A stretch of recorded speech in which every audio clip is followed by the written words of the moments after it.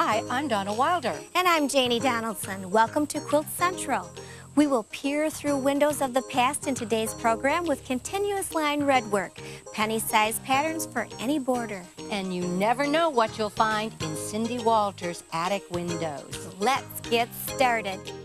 Quilt Central is made possible in part by Janome America, makers of sewing machines and sergers.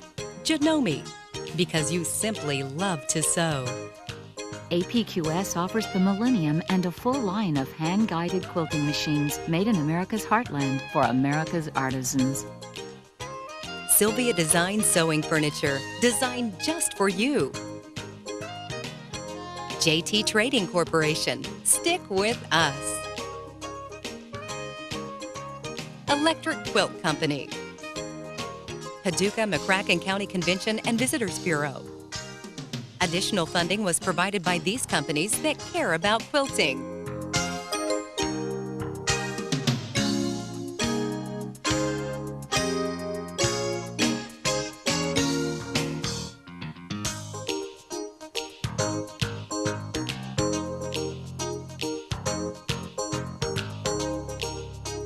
Welcome to Quilt Central, celebrating quilting in everyday living, with your hosts, Jane Donaldson and Donna Wilder.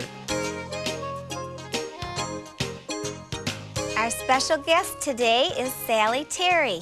She's a celebrity long-arm teacher and a thread artist. Welcome, Sally. Thank you, Janie. It's a joy to be here. You have brought some samples for us to see, and you have a unique style of your own. Thank you very much. I developed a love of thread as I started long arming. So what I've done here is put 12 different blocks together. In fact, you might not know this about me, but I am not a piecer.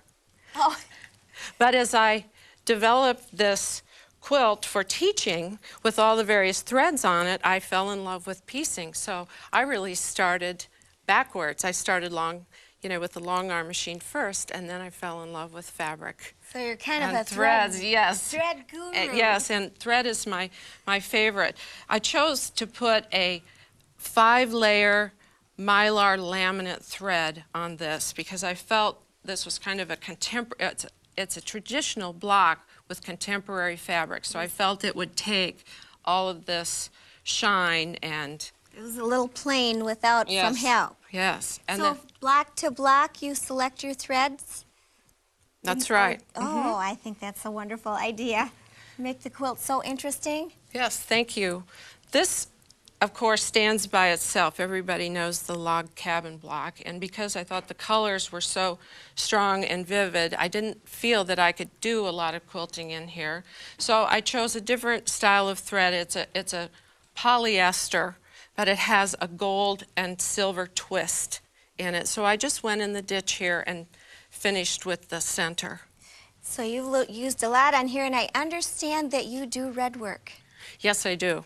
I'm actually a linen collector, so that, of course, just falls right in with the red work. Well, we've wanted to do red work on long arms, and we really don't have much for classes or instructions, so could you show us how you evolved from this into your red work? Certainly, certainly. I call this my crazy quilt. And so here's an example of the old-fashioned crazy quilt with all the different types of thread. And they tried to put different threads, thread techniques, thread patterns, and different styles and colors on each of the seams. And then things started getting simpler at the end of the Edwardian age. And as a result, they went to what they called turkey stitching. So red work isn't just red threads, it's more than that. I think the name turkey stitching came from the turkey red thread because it was dye fast, it would not bleed on fabric, so they could put it on crisp linens, antimacassars, aprons, and table linens. So they started out with red, but then I have seen blue work and black work, but it's really, the technique is still called red work. Even though it does use an alternate color other than red. And it's basically two colors. It's like red on white, blue on white, brown on white, green on white. That is the traditional red work. Okay. And I see even we want it in our work so much that they even print it as red work, but we really would like to be able to do it with a machine and achieve that red work look ourselves. Right, we always think of it as being traditionally just hand stitched, and yet here are these wonderful fabrics that have two color, and I think that red work would be a continuous line red work done on the long arm would really be a nice red work was really an inspiration accent, probably right. for these kinds Yeah. of things. And you actually draw up your own patterns, Yes, don't I you? do. So you have kind of evolved from red work and transforming it into continuous line kinds of things. And you have, let's see, you have a whole sheet of patterns that are kind of evolved from the red work. I had a friend that looked at these patterns and said, this is red work. And when I was designing this, I really felt that I wanted something that was asymmetrical, something that was easy to do and suggestive of feathers, yet you didn't have to draw the feather. So this is called my light bulb series Light bulb. because I've just simply made shapes that look like holiday light bulbs. Oh, like holiday light And then bulbs. you can develop your own leaf technique. You can put the vein in or not. And so these are some of them that evolved. And I use this yellow paper. It's a quilting paper to trace. So this here, would be your master, and you would Right. feed off this one, so you would always keep this master, and you could make different patterns from Correct. this. Okay. Correct. So the process is really simple. You take a pattern, and then I took this yellow quilting paper, and it's very transparent, so you can see the pattern right through and determine the size. So the first thing I did was draw this. Now we've already laid out a sleeve for our red work jacket. Oh, this is a pattern piece. So we started with? I started with the original pattern, and I really didn't want to cut it up because I figured if I got the quilt and the jacket, the quilting on the jacket done, somebody would walk up to me and say, well, I would really like to have one of those. So I don't cut it apart. I simply use a wider sheet, Of the and I will, tracing. yes, and I'll trace over. And this is the jacket sleeve. So doing jackets, and we're putting a lot of quilting, and they're going to get washed, we have Yes. to go one size larger. One size bigger because of the shrinkage. Correct. And this is kind of neat too, because if I'm a petite and I always have to fold out a 1/4 of an inch, you can do your alterations on here, but you still don't mess up your master pattern. Right, so- it's always with you, and then I just roll them up and mark them, 12, 14, so that it will fit an 8-10. And I see too that you've tried to run a little pattern along the edge so that you can see and maybe even pin it on, and that's a good idea to save your master. So to position it, the first thing I did, of course, is traced it, and then I put it over here, and I have a blue water-soluble mark I see here to that. determine the edges, and I actually enlarged it about 1/2 inch all the way around. So it goes down, over and back, and that's a piece of the sleeve. And you pin that flat out with a little batting in there and a little extra to allow for all that shrinkage. And I found out that the two were too small, so I had to add another one, so I just simply came back and flipped this over and added the third design. So that's what I have here, Okay. and then it fit. And the nice thing about this yellow quilting paper too is that you can not only see the pattern, but you can see the fabric underneath, and you can see your markings. And here is a pantograph I put over the entire sleeve. So this will just be simply cut out.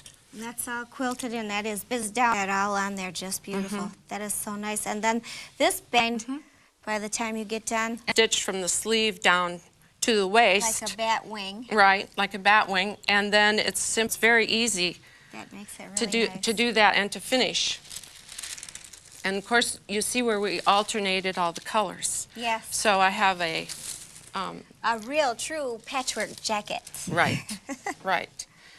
And so now here is how we'd actually determine by positioning, and I lay this down, and I normally just take a little bit of spray, and yeah, don't Don't get it out of position too Right. far.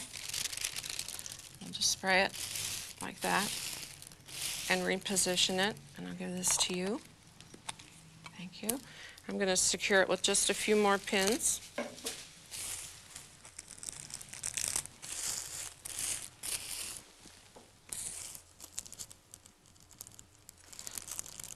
you didn't get it just right the first time, there's enough adhesive on there so you can reposition that a couple times. That's real nice. If you didn't like your pattern, just... Right, and you're still seeing through it, completely through it. Now, the secret to doing clusters of leaves and all is you just start at one end and work your way through, and I typically just go into the middle area, do the sleeve. Now you'll see that I'm actually quilting through the paper. Okay. And then when we're done, we will take the paper off. Okay, let's see a little of that. So anchor your thread a little and bring all the threads to the top so you don't have anything on the back to clean up. That's good. I'll adjust the speed. And I like to use a little larger stitch when it's a heavier thread. This is like a jean thread. Okay.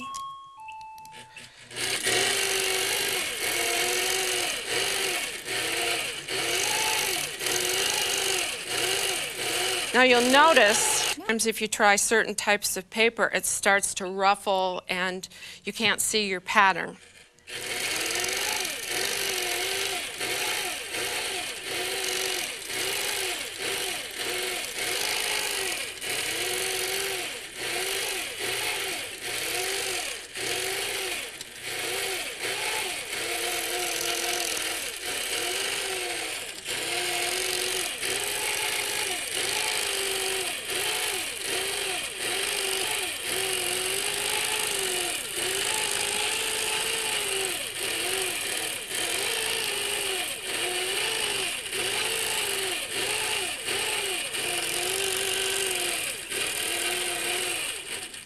The fun part of this is that you can develop your own leaf style. You don't have to put the leaf veins in at all. If you want to do just an outline, you can.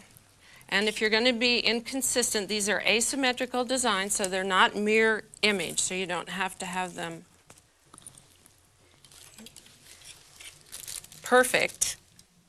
And then, since we have this finished,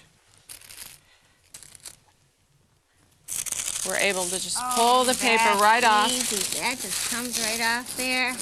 And it's not staying under the stitching, which is the great part about this. So, you know, a lot of times when I do work in the evening, I get a Nicolas Cage movie and sit down and and I don't have to take a magnifying glass and tweezers and pick all this up. Yeah. Right. This is beautiful. Beautiful. And see, we're done. All the paper's out. Oh, that was easy. That is really wonderful. That is red work. And then what do you have down here? All right. Now I actually wanted to put a little patch on the back of a denim jacket and making that red work and using some of my patterns, but the problem was I have to shrink that pattern down, and that makes it awkward and hard to do for a lot of people because we're running everything through the copier. Trying and So this is a proportion wheel or proportion scale. How does this work? Well, I'm going to get the ruler right here.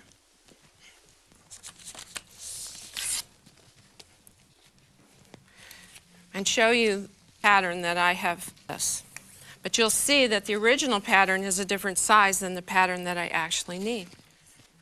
So you measure the first one? I measure that. And the advantage to using a paper pattern is it can be resized to any size versus a stencil that actually is cut and it's one size. Okay. So now we can adapt this in. And then you measure your space. Yeah, we're going to measure the space. So I have about, what do you think, is that 9.5? And then here, I'm going to measure it, and I know I want to go to, so the first thing I do on the inner wheel is I find the size of the original, and the original was 9.5. So that is right here, you can see that, 9.5.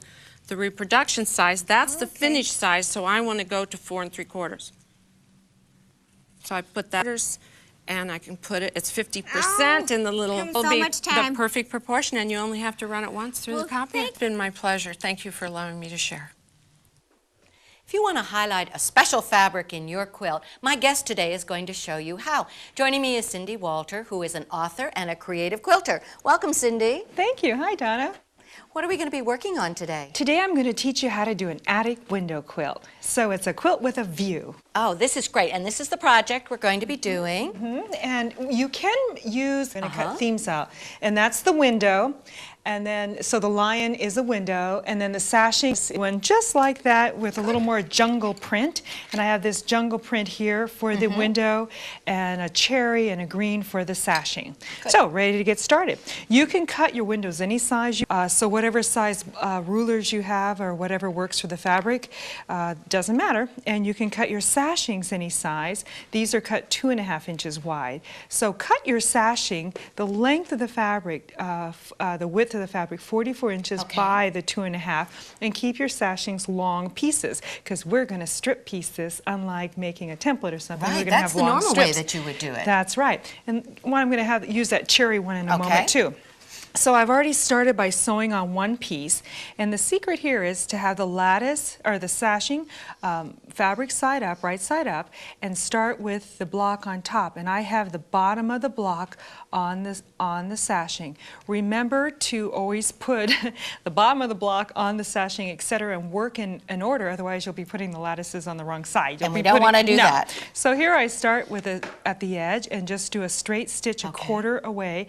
And the secret is to stop at the dot, and the dot here is the 1/4 inch from either side the dot. So let me add the next piece, and the next secret is to skip some area here, because when I add this next piece I want to leave enough room for the side sashing to make the miter right in there. So I'm going to skip some area, scoot on down. My machine has a wonderful guide here, so it allows me to sew a perfect 1/4 inch, and I'm going to sew up to the dot, and I have over-exaggerated this dot again for you here with a pen. And I'm going to sew right to that and stop, and don't go past it. And you can take one more stitch. I'm going to take a back stitch and pull it on out. Then the next thing I want to do is go ahead and cut my windows apart, but make sure that you cut them so that you leave this tail on this piece, on your tail on there. So I'll just trim this, and I would go ahead and trim it on the rotary or with my bigger scissors. And at this point I'm ready to add my second sashing. Remember, sashing up, color up, so that you don't add it to the wrong side of the piece, which is possible. We've all done that. And I'm going to go ahead and set the second piece on there. And that again is the distance of and so I've left the distance of the sashing right there. And this is kind of easy because I'm going to go right in on the dot. Don't want to unthread my needle. I'm going to go in right in on the dot area. So I'm going to have a perfect seam there, perfect miter. And so this seam, this side,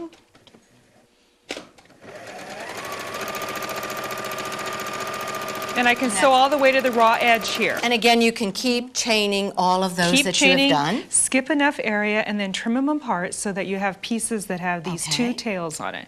Now, once you have the two tails, you're ready to actually draw your miter or do your miter, and this is kind of the exciting part. Line up, trim them off, and have them just like this. Line them up. Fold the sashing out away so the sashings are lined up and the windows folded out there. Then use the 45-degree angle on your ruler, something we rarely use. We don't know what some of these angles are for. And put that 45-degree angle on the seam. And then with a pencil or a quilt pencil, something, don't use a regular pen because it could bleed through eventually when the quilt's washed. Draw this 1/4 inch sashing on, or the 1/4 inch miter on, I should say. One nice pin in there. This has to be very lined up, so make sure it's nice and lined up. Take it to your machine and sew this miter, go right in on the point and sew it on out, and then trim this area off, and we end up with a piece like this. Once we have trimmed this off, we end up with the piece looking like this, and we have a perfect miter. Every time, perfect miter. Iron everything out away.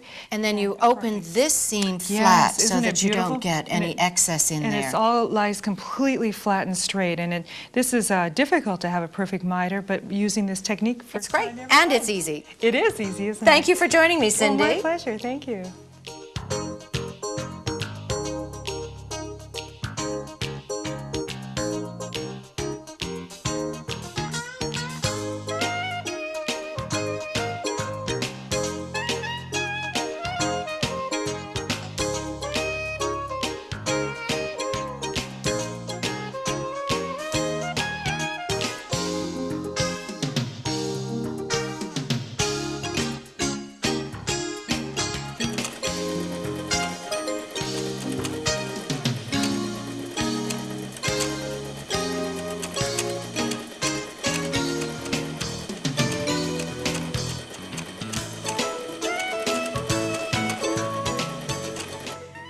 We all know how fun it is to quilt with the paper pantograph patterns.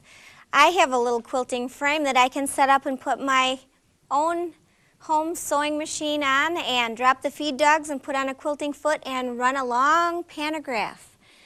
These long pantographs are a lot of fun to use, but when you get them, how do you make a corner? We're not quite sure what to do. But most of them you can fold at a right angle, and you can get a beautiful corner in there, and you can play with it a little so that you can get a lot of different designs. If I bend this into a right angle and slide it along, because this pattern is called Bachelor button and loop, if I slide it along, I'll be able to find a match in there where I can get around the corner.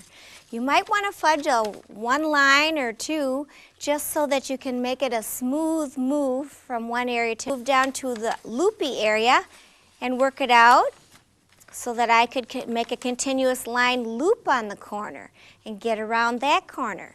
So there's lots of things you can do just by bending into a right angle with these long pantographs.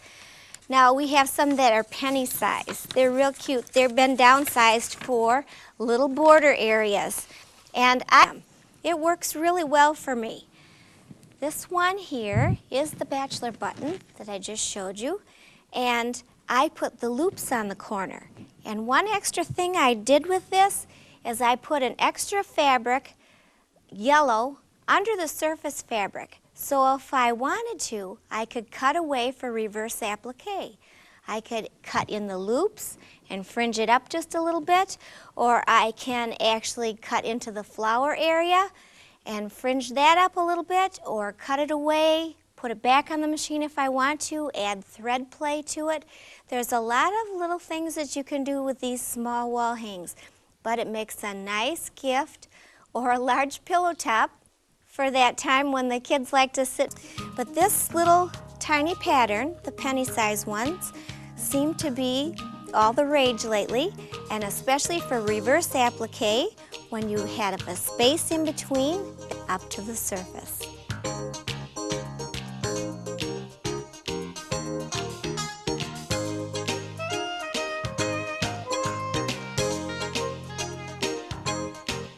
Quilt around the clock. Visit the Quilt Central website at www.quiltcentraltv.com for more information on this program.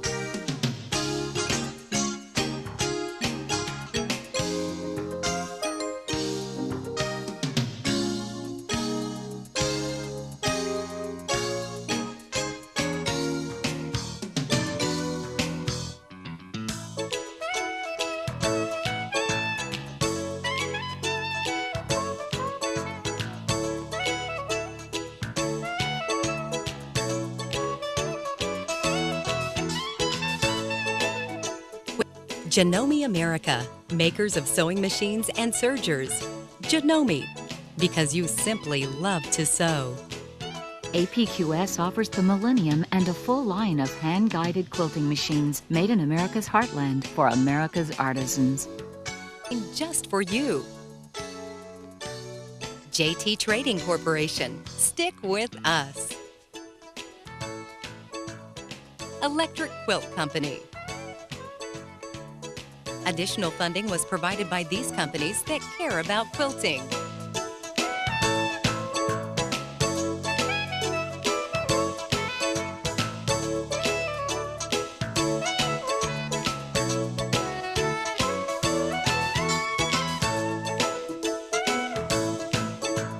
Celebrate quilting in your everyday living.